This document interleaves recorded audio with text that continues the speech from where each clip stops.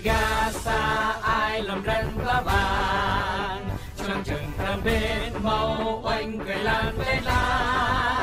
lan cơi xem ru sắp bay qua ban co mong này có mấy cô luôn bị băng mệt vạ là tình buồn sang khắp những ta hàng lầy rọ rê buộc hàng lầy bình cúc na tách nhau lê tầng nào púp hàng mạ plọ hàng tập pul cúc na các sản Việt Nam giờ đến tập bu hiếm bạ là đẹp một niệm năm mệt vạ nó nét lại này pro lần lâu này một mạ hàng lầy hình thư như là chặt tách nhau vìว่าthư cặp plọ lê tầng hàng cúc nào Việt Nam như buồn hàng buồn buồn cung lê tầng du plọ các nạn buồn sang đi pia lê tầng pi băng plọ càng rồi ngay các lê pian các nạn nuôi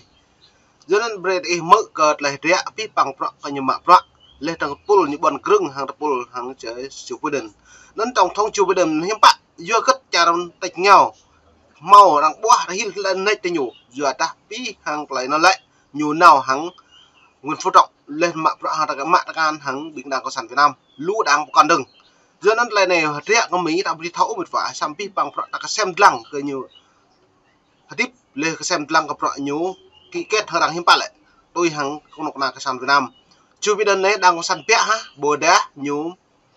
lư bờ đá nhú ngạm nách cả rẽ cái đang cái sản Việt Nam lệ trong hàng mút mà ra nhú đây các mút là việc này. Phú Trọng vào sáng ngày 29 tháng 3 giờ Washington để trao đổi về việc nâng cấp mối quan hệ hai nước lên thành đối tác chiến lược đúng vào dịp hai nước kỷ niệm 10 năm thiết lập quan hệ đối tác toàn diện, các nguồn tin am tường nói với VOA. Ngoài ra, một thỏa thuận mới về hợp tác quốc phòng cũng là chủ đề được thảo luận. Bây giờ, pi bằng pro như là hàng lại bro đây lại, càng lại nách mạ pro, hàng là pull, bộ màu vật keo pro con hàng lại tự như bọn krung, hàng rim thun, hàng pull đang nô, những các được. Theo các nguồn tin nắm rõ tình hình từ Việt Nam, truyền thông nhà nước loan tin cuộc điện đàm giữa hai nhà lãnh đạo đã diễn ra vào ngày thứ Tư, nhưng không cung cấp thêm bất cứ chi tiết nào khác về nội dung được thảo luận. Nhà Trắng tính đến 12 giờ 30 phút trưa ngày thứ Tư vẫn chưa loan báo về cuộc điện đàm. Cuộc điện đàm giữa Tổng thống Mỹ và người nắm thực quyền chính trị cao nhất ở Việt Nam diễn ra sau khi một cuộc điện đàm tương tự đã được lên kế hoạch vào cuối năm ngoái, bị hoãn lại vào phút chót.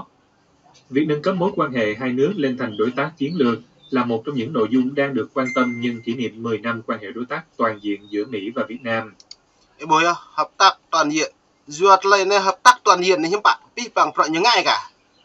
Duyệt khất lệ con ông con á các đảng sản Việt Nam nhiều nằm plư tùm trách ta hàng lại phiền lên trong hàng lại đi bia lại xịm lẻ thế nhiều lệ.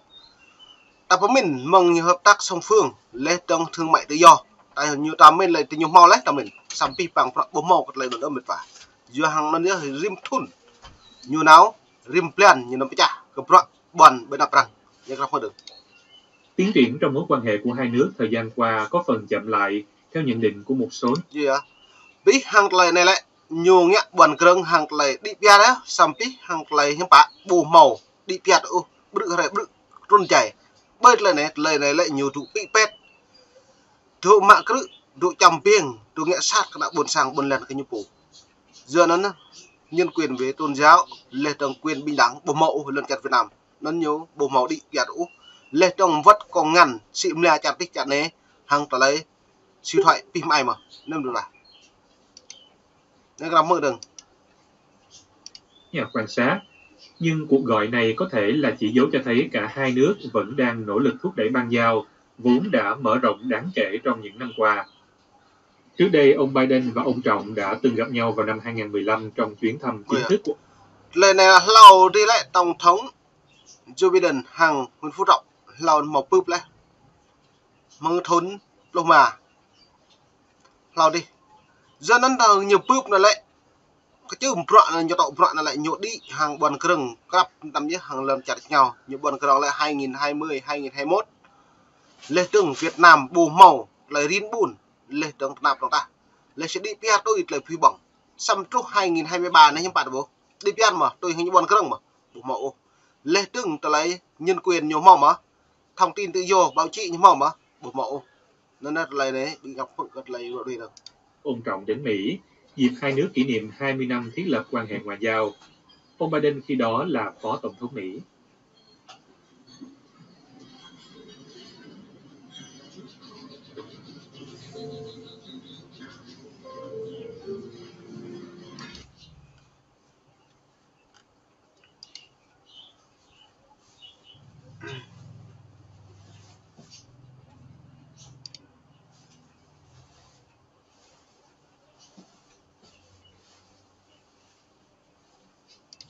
quý 1 chậm lại do xuất lê trong hàng làm đa lại rọa ruê lấy mạ prọ lấy sĩ nông nọ ít cỡ chặt tạch nhau bộ mò nọ dưa gật dưa ta pi hàng lấy pol buồn cùng bộ tụ chung nông nọ của Việt Nam dưa ta hàng lấy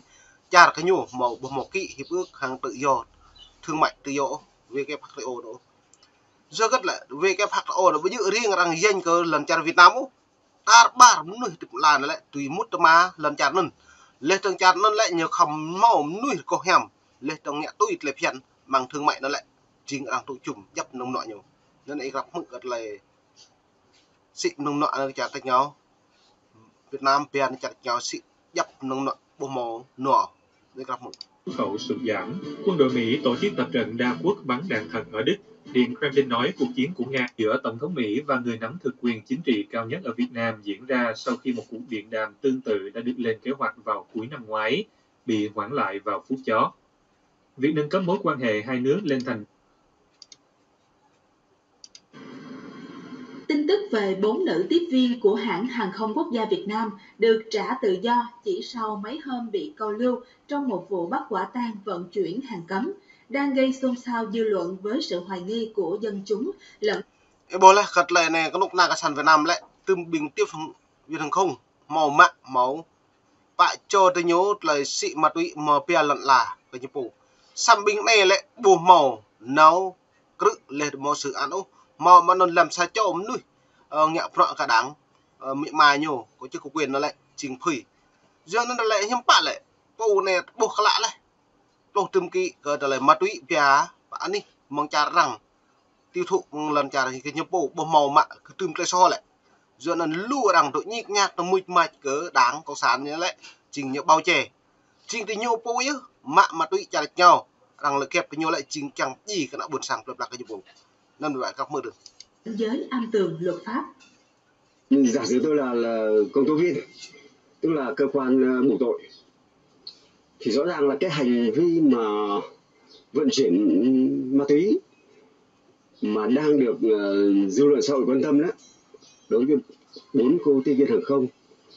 thì rõ ràng là nó có dấu hiệu của tội phạm. Mà cụ thể là tội vận chuyển ma túy trái phép. Có một tiếp viên trong vụ này họ Võ, nên giới lao động hè phố họ cũng ít nhiều hoang mang vì đồn đoán. Có tin đồn là chung họ Võ. Lê từng hàng làm đa hàng là rọi về lại hiếm bạ con nục na Việt Nam cái đam nuôi buôn sang cân lê đã bỏ màu liên quan hàng bộ nạ khóa hiếm bạ cái nhiều mà bọn tập năng nhiều bèn trong thần tập năng từ hình lao nắm nhá cơ ta lại plot tươm kỹ ma túy này lần ta lại ma túy này hiếm bạ lò nhiều bè sụt cánh nhiều một bằng này nhiều tiêu viên hàng không chịu trách nhiệm của bọn nân vừa ly đang này cất màu mà nần nhiều dầu pi bữa này là hiếm bạ trình tòa này lại đang dạp cái nhiềuปูbình tiêu viên hàng không nữa nhiều họcran được lê trong nhiều mút mà nhiều hàng đảng cái nhiều bộ tụ ở này như tùy chuyến thì đã bộ màu lộ chỉ thêm bạn lời nên như ăn chia hàng full đảng cộng sản Việt Nam mang đơn vật Nguyễn Phú Trọng cập nhung nên được là các mơ được cái này nọ đó thì đang tin đồn không biết có dính dáng gì không mà sao tự nhiên thì bắt như vậy cũng khai như vậy mà sao lại chấn án thì cũng tạo cho một cái luồng gọi là hoang mang dư luận như vậy đó. Theo cơ quan điều tra, nguyên nhân việc phóng thích vì các tiếp viên này họ không biết bên trong số mấy trăm tuyếp kem đánh răng nhận vận chuyển đã bị đối tượng trà trộn, cất giấu ma túy, do vậy trước mắt chưa đủ căn cứ để xử lý hình sự. Họ không biết thì có nghĩa là họ không phạm tội. Nếu như đằng sau có một cái gì đó tế nhị ẩn khuất nữa thì lại rất là dễ được trả tự do như cái vụ vừa rồi. Liên quan chuyện bắt bớ mua bán ma túy, theo lời của tài xế Phi Chảy thì ông từng bị liên đới rất oái âm. Nhiều khi tôi chở mấy ông kèm tôi còn dám chở vô mấy cái khu vực mua bán lẻ mà nó không bắt hình xì ke có lại bắt bố lại cắt lại này nạ buồn sang như phần ánh cơ ta lại nhiều cái nục nà mà phọ bố màu lại tầm tự tầm đợt nạ buồn sang hàng bừng mà dạ phọ bằng nục nà giờ nó bình pha cho tiếp viên hàng không tôi nhô lại bơi dữ khoa lê đồng tao cả nạp lẹp lão tôi nhô lại trình nuôi bù mà phọ đôi giờ khất lại mà túy mong chặt tách nhau bình nhô bố màu cái xem lăng ô leh teng bơi nhố mau penyen oh lau như một bạn đi lần chặt Việt Nam duyênนั้นnạp lại pla buồn sangกันnày lại tố thắc mắc hàng lô tố điเลยรุ่งฮิลnày cái đáng cái nhiều mạng đó bộtเลยtụm tự tụm đời không nạp buồn sang không mơ được xe mình lấy xe mình mấy phường á nó nằm trong đó nó dịnh xe mình bắt xe mình lấy xe mình rồi vậy à rồi cái năng bình hiu che thô đút dù chờ nuôi một gang nuôi một đi bên này là lại dự chờ một gang dự nuôi bình lọ ma túy thế mại vật để cái gì còn mà bằng cơ bằng chưng ta là ma túy chính chờ nuôi đôi bây giờ mà ma túy nuôi nó chính thao cái ăn sky này lọ ma túy đôi nè mạ sky nó lại là mạ vật để cái gì thế nên bữa này là bố ma túy này bố po mà nhưng bạn bố mạo về trang án non ta lại đây được hơn nhiều mò đặt câu hỏi cái người nạm nuôi buôn sang tây nguyên wa bắp nhé cầm nuôi không sản Việt Nam này non rồi em làm mơ được nó còn phải giấu mình nữa điều tra cho mình phải đi mua bán không vậy đó chính lẽ đó nên trong vụ 4 nữ tiếp viên hàng không nhanh chóng được trả tự do trong một vi phạm quả tang liên quan đến vận chuyển hàng hóa có chứa chất cấm là điều không dễ lý giải cho việc khả năng tạo một tiền lệ xấu trong lĩnh vực này. Dân nó mình vả em mơ lên cần tươm cái đảng cộng sản Việt Nam bộ màu hem sam ta được cái lên từng hàng kèng pray cái nại chữ chan plei pla cái nhiều phú lên lòng lút pol một con hil neck cái đảng cộng sản Việt Nam này hàng lấy nhiều bao che trong cái chụp bộ ni vi bang lau vi mô này mong em đung lúa lo từng ni